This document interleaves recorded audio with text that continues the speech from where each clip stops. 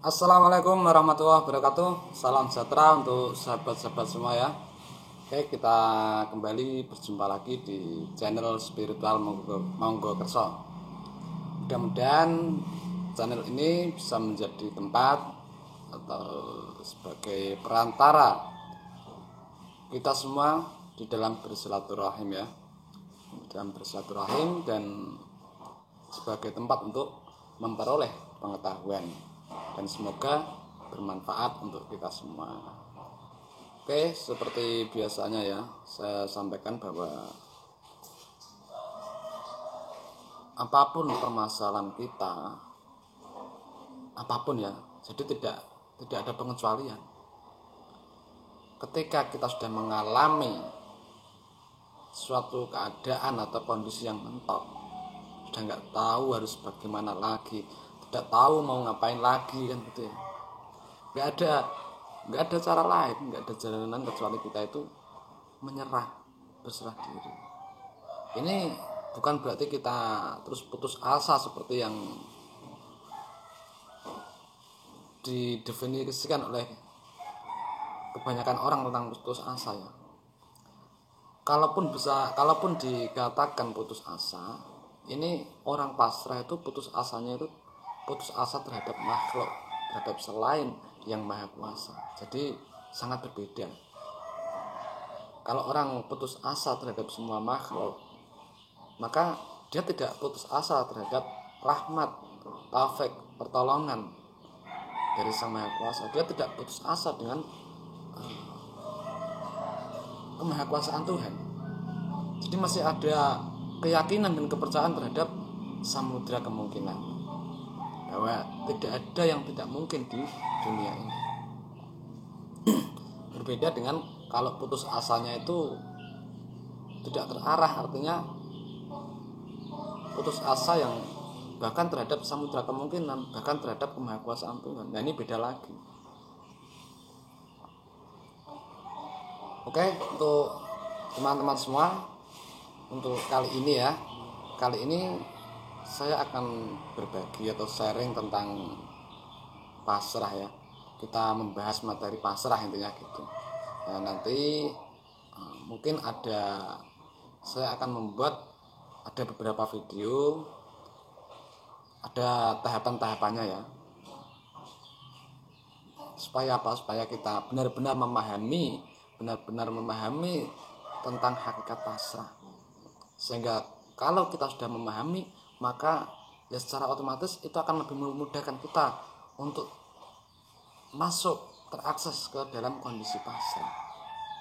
Dan itulah akhir dari sebuah perjalanan.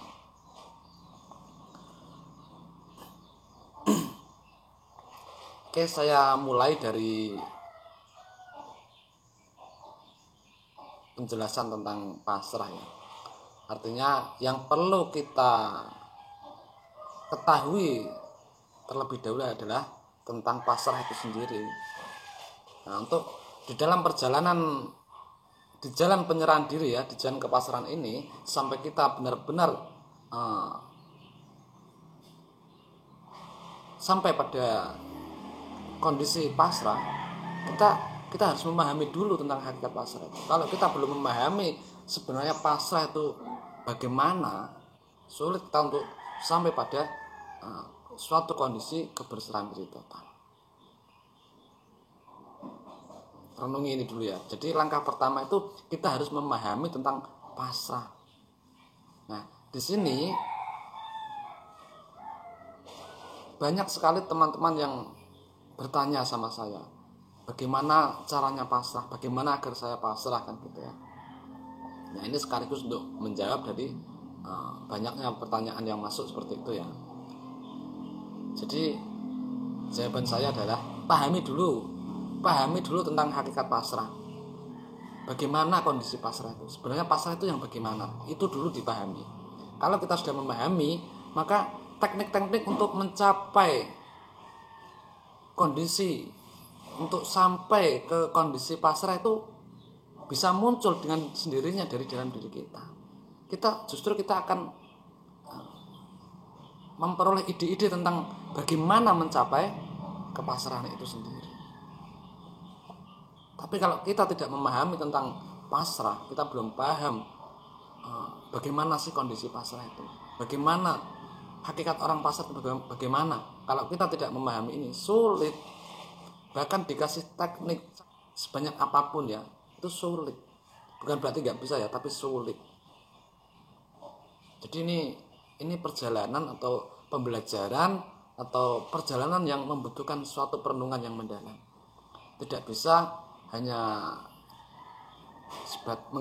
tidak bisa menggunakan hanya sebatas teori atau jawaban-jawaban definisi-definisi itu tentang pasrah itu sendiri, tapi justru lebih pada perenungan yang mendalam untuk memahami, supaya kita bisa memahami tentang hakikat pasrah. Jadi poinnya itu ya, langkah awal dalam perjalanan supaya ini ya, kita lebih dimudahkan untuk menapaki jalan penyerahan diri sampai pada titik keberserahan diri total, sampai pada titik pasrah total. Itu harus kita pahami dulu tentang hakikat pasrah. Ini dulu kita pahami. Nah, kalaupun masih belum bisa memahami, ya nggak usah terlalu memaksa ya. Kita mengalir aja slow. Yang penting kita baca, kita dengar, kita pelajari dulu. Nah, ini yang terpenting. Ini permulaannya. Jadi nanti pemahaman itu akan mengikuti di belakang. Nah, di sini kita berjalan melalui di sini prosesnya kita melalui pengetahuan dulu. Jadi kita mencari tahu, kita mengetahui, baru kita bisa memahami. Oke, apa yang saya sampaikan ini sebatas dari apa yang sudah saya ketahui kan gitu ya. Jadi bisa benar, bisa salah, dan bisa ada yang lebih benar dari ini. Lebih benar, lebih pas, dan mungkin lebih mudah untuk diterima dari apa yang saya sampaikan. Namun demikian, saya minta untuk teman-teman jangan mudah menilai dulu ya. Jangan tergesa-gesa menilai di dalam kita belajar.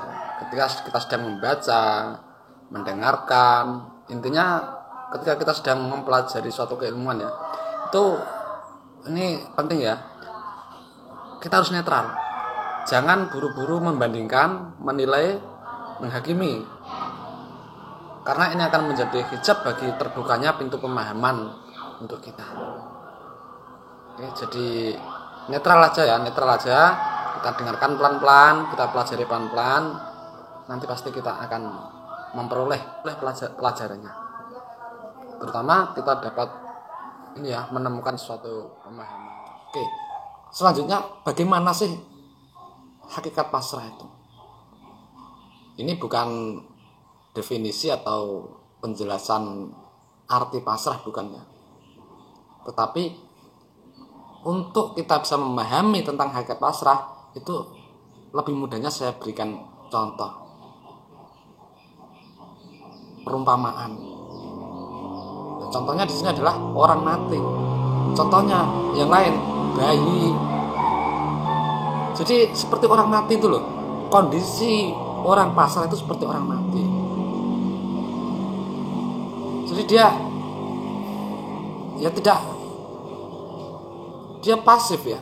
Artinya pasif di sini, dia itu pergerakannya apapun keadaan orang mati itu sesuai dengan pengaturan yang hidup, sesuai dengan apa yang dilakukan oleh mereka yang hidup. Begitu juga kita dengan Tuhan yang maha hidup kan gitu. Ini ranah dalam ya. Bukan berarti terus nanti biasanya ketika mendengar kata pasrah, biasanya yang terlintas dalam pikiran adalah diam, tidak berbuat apa-apa, tidak bekerja, tidak melakukan apapun. Bukan itu ya. Jadi ini yang saya bicarakan, yang saya sampaikan ini ranah dalam. Nah, ini juga jangan sampai salah paham. Jadi ini ranah batin. Artinya di dalam batin kita itu mengalir, diam, tidak ada penolakan, tidak ada permintaan atau apa, enggak ada. Jadi kondisi orang pasrah itu ya itu tadi seperti orang mati. Mati itu apa? Nah itu. Mati itu apa dan bagaimana sih kondisi orang mati? Kalau Anda memahami itu, Anda akan lebih mudah untuk memahami tentang hakikat pasrah. Jadi itu seperti orang mati. Tidak usah ini ya, jangan terburu-buru atau tergesa-gesa bertanya. Nah kalau seperti orang mati, terus kita tidak tahu apa-apa, tidak punya keinginan apa-apa, kemudian tidak melakukan apa-apa, terus bagaimana kehidupan kita? Nah ini yang perlu kita pahami juga. Itulah pikiran. Nah, ini ada kaitannya dengan pikiran. Jadi kondisi orang pasrah, kondisi di waktu, di saat sedang dalam kondisi pasrah itu ya, itu sebetulnya dalam kondisi yang nomen, tanpa pikiran. Pikiran tidak hidup di situ. Pikiran mati. Kalau masih ada timbul pertanyaan-pertanyaan seperti itu tentang, nah kalau kita nggak ngapa-ngapain, kita hanya diam, kita nggak berbuat apa, nanti bagaimana kehidupan kita selanjutnya? Misalnya gitu ya. Nah, kalau timbul pertanyaan-pertanyaan seperti itu, maka ini yang perlu kita sikapi. Kita harus tahu bahwa inilah pikiran-pikiran yang menjebak kita. Bukan salah pikiran ya, tapi kitanya yang bisa dikatakan terjebak. Memang pikiran itu kerjanya seperti itu. Dia nggak bisa diam, nggak bisa diajak diam, tenang di kondisi sekarang ini ketika kita berusaha diam misalnya ya, nggak bisa. Pasrah itu kan dalam kondisi hening, pasif, diam. Ini ranah batin ya. Dan yang menjadi hijab, menjadi penghalang ibaratnya ya, yaitu pikiran itu sendiri. Jadi ketika hati kita ketika hati kita tergerakkan untuk berserah diri, biasanya pikiran akan segera dan secepatnya untuk menghalang-halangi. Ya seperti itu tadi. Kalau kamu nggak berbuat apa-apa, kalau kamu nggak melakukan ini itu, kalau kamu nggak berikhtiar, berusaha, bagaimana caranya? Apa yang terjadi dalam kehidupanmu nanti? Nah, pikiran akan langsung nyelonong seperti itu. Jadi tentang pasal ini juga nanti ada kaitannya dengan bagaimana meredupkan pikiran ini. Karena kalau kita masih di fase pikiran kita, nggak bisa kita pasrah. Sulit. Karena memang satu-satu penghalang dari kita mengalami kondisi pasrah berserah diri total ya karena pikiran kita yang masih menguasai diri kita, masih membelenggu perjalanan kita. Ya pikiran itu sendiri hijaknya. Tapi ini bukan berarti pikiran itu salah, bukan ya. Karena biar bagaimanapun pikiran ini diciptakan juga ada kebermanfaatan tersendiri bagi kita. Tetapi kalau pikiran ini menguasai diri kita, ini yang menjadikan keruwetan, menjadikan kegelapan bagi diri kita. Jadi pikiran ini seharusnya tuh di bawah penguasaan diri kita. Pikiran ini seharusnya bekerja pada saat-saat tertentu ketika kita membutuhkan. Jadi tidak terus menguasai diri kita di setiap saat, setiap waktu. Bisa dipahami ya. Pada intinya kondisi orang pasrah ketika pasrah itu seperti mayat. Dia tidak menolak, tidak ada kontra, tidak ada pro, tidak ada kecondongan hati terhadap apapun. Tidak ada. Datar saja, netral saja. Kondisinya tuh hening di tengah-tengah. Ini berarti dalam kondisi balance, dalam keseimbangan. Itulah kondisi pasrah. Ketika kita masih sibuk dengan urusan bagaimana caranya, masih ada kekhawatiran, ketakutan yang ditimbulkan oleh analisa pikiran kita tentang entah itu tentang masa lalu kita atau masa depan kita. Ya, ketika itu juga kita masih belum bisa untuk memasuki kondisi pasrah. Karena pasrah itu seperti tadi orang mati. Jadi pikiran harus jatuh. Apapun yang ada di pikiran kita ini harus runtuh dulu, baru terjadilah kondisi pasrah berserah diri. Dan ketika kita menapaki jalan penyerahan diri pun tidak ada tujuan supaya dapat apa, tidak ada tujuan untuk memperoleh hasil apapun. Pasrah itu tidak mengejar hasil, tidak mengejar tujuan apapun, nggak ada ya. Pasrah saja, nggak ada tujuan. Kita tidak lari dari masalah, juga tidak mengejar solusi. Tetapi bagi orang yang sudah benar-benar dalam kondisi pasrah total, berserah diri total, justru segala permasalahan jadi runtuh, selesai. Semua permasalahan itu menjadi tawar. Soal caranya bagaimana itu kita nggak tahu. Karena dalam kondisi pasrah, manusia itu di dalam penguasaan Tuhan, pengurusan Tuhan, pengawasan Tuhan. Dia sudah nggak tahu, atau ibaratnya dia kalaupun ada rencana secara lahiriah, kita melihat orang itu masih beraktivitas, masih bergerak, berjalan, melakukan sesuatu hal, bekerja misalnya ya, itu kan ranah luar. Dan sebenarnya kondisi dalam diri orang tersebut itu nol, hening, diam. Apapun yang terjadi, yang nampak pada dirinya, hakikatnya dia tuh kalaupun ada ide, rencana, keinginan misalnya ya, kemudian diwujudkan, misalnya ada rencana diwujudkan dalam suatu tindakan sampai pada pencapaian apa yang menjadi rencana dan keinginan, itu sebetulnya sudah bukan karena kepentingan, ambisi atau egonya, bukan ya.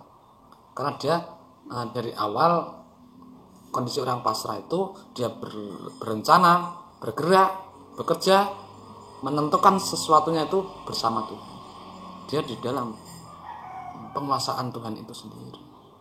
Dia mati, tapi dia hidup karena dia digerakkan, dikuasai, dihidupi oleh Tuhan yang Maha Hidup. Ya ibaratnya wayang, dia sudah menjadi wayang. Dia tidak seperti tidak ada atau mati itu tadi. Kalau tidak digerakkan, ya tidak bergerak. Kalau tidak digerakkan mulutnya, disuarakan, ya nggak bisa berbicara. Nggak ada suara yang keluar dari mulutnya. Gitu. Makanya bagi orang yang sudah dalam kondisi berserah diri total, ya, itu dikatakan bahwa Tuhan mengatakan kepadanya, ketika kamu melihat, maka engkau melihat dengan penglihatanku. Ketika engkau mendengar, maka itulah pendengaranku. Ketika engkau mengatakan sesuatu, itu adalah kalamku. Jadi ketika engkau menghendaki sesuatu terjadi, ya terjadilah. Tapi perlu dipahami lagi ini ya, saya ulang-ulang. Biasanya orang terjebak itu pada hasil. Ya seperti itu tadi, karena ingin supaya terijabah, setiap perkataannya itu dikabulkan. Setiap apa yang menjadi keinginannya itu kun fayakun seketika, supaya pendengarannya tajam karena itu adalah pendengaran Tuhan, supaya ucapannya itu mandi kalau bahasa orang Jawa, sabdo dadi apa itu, ucapannya didengar orang, diikuti orang misalnya, penglihatannya tajam, bisa melihat yang tanpa batas. Biasanya orang banyak yang terjebak di situ, karena ingin seperti itu maka dia berusaha pasrah. Nah, ini justru semakin jauh dari perjalanan pasrah itu sendiri. Jadi bagaimana? Ya kesimpulannya tadi, pahami bahwa hakikat pasrah itu kondisinya seperti orang mati. Ya, supaya menang dalamnya ya. Ya nggak ada keinginan, nggak ada tujuan apapun, hanya hidup mengalir. Ya, terus kalau lapar gimana? Kalau lapar itu nanti tubuh fisik kita akan memberitahu ada rasa lapar di sini, dan Tuhan juga akan menggerakkan kita untuk memenuhi kebutuhan kita. Tuhan menggerakkan diri kita, tubuh kita, sampai didekatkan pada makanan itu sendiri. Ya pada intinya ya gerakan kita itu tadi sudah dicukupi, semua diatur, diurus oleh Tuhan itu sendiri. Jadi nggak perlu kita pikirkan nanti kalau lapar bagaimana, kan gitu. Karena kebijaksanaan Tuhan, kasih sayang Tuhan itu akan diwujudkan, dinamakan pada saat yang tepat, dalam situasi dan kondisi yang tepat. Ya seperti itu tadi.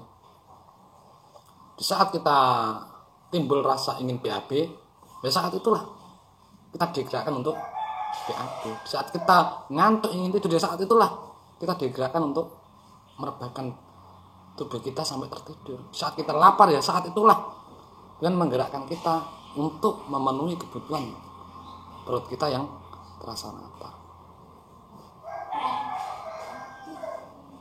Jadi gitu ya. Ya mungkin penjelasan saya ini agak panjang dan saya ulang-ulang ya. Karena apa ya, supaya itu tadi, supaya kita benar-benar memahami tentang hakikat pasrah itu bagaimana. Karena kalau kita tidak memahami tentang pasrah, kita tidak memahami hakikat pasrah itu sendiri, sulit kita untuk mencapai, sulit kita untuk bisa pasrah gitu. Jadi hal pertama dan yang paling utama adalah kita pahami dulu hakikat pasrah. Seperti apa sih orang pasrah itu? Ini yang perlu kita pahami. Ketika kita sudah memahami, maka langkah-langkah apa yang harus kita lakukan ini nanti akan muncul dengan sendirinya.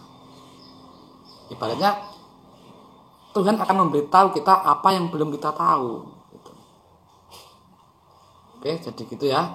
Mungkin ada yang perlu dipertanyakan, perlu kita diskusikan dari teman-teman, silakan ditulis di kolom komentar ya.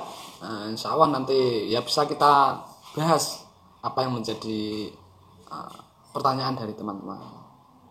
Dan di sini perlu saya sampaikan ya, tidak ada guru, tidak ada murid. Artinya kita di sini hanya belajar bersama. Kita itu masih sama-sama belajar, karena selama kita masih hidup ya, selama itu pula kita itu masih terus belajar dan belajar. Sampai kapan? Sampai akhir hayat. Kata Nabi kan, utlubul ilma minal mahdi ilal lahdi. Jadi carilah ilmu dari asuhan sang ibu sampai masuk ke liang lahat kan gitu.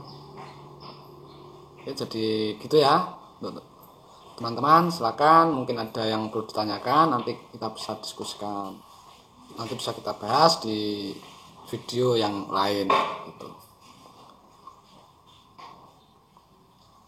Oke, sampai di sini mudah-mudahan bermanfaat dan semoga kita semua dibukakan pintu pemahaman bagi memahami sebuah ilmu, sehingga ketika kita sudah memahami, maka kita juga dimudahkan di dalam mengaplikasikan pengetahuan atau keilmuan, sehingga kehidupan kita sesuai dengan pengetahuan keilmuan yang merupakan petunjuk dari Tuhan, sehingga kehidupan kita bisa terarah, bisa baik, tepat. Oke, jadi gitu, semoga bermanfaat ya.